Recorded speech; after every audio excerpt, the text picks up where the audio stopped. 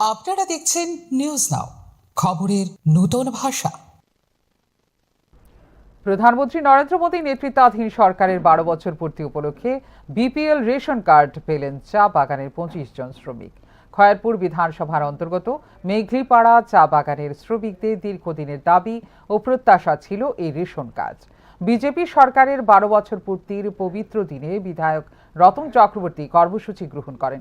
উপস্থিত ছিলেন খয়েরপুর মণ্ডলের সভাপতি রাজেশ ভৌমিক সহ অন্যান্য নেতৃত্ব।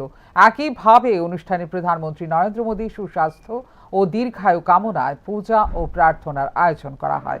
অনুষ্ঠানে বক্তব্য রাখতে গিয়ে বিধায়ক রতন চক্রবর্তী প্রধানমন্ত্রী নরেন্দ্র মোদীর নেতৃত্বে দেশের অভূতপূর্ব অগ্রগতির প্রশংসা করেন। তিনি বলেন, ১২ বছরে প্রধানমন্ত্রী একদিনও ছুটি নেননি।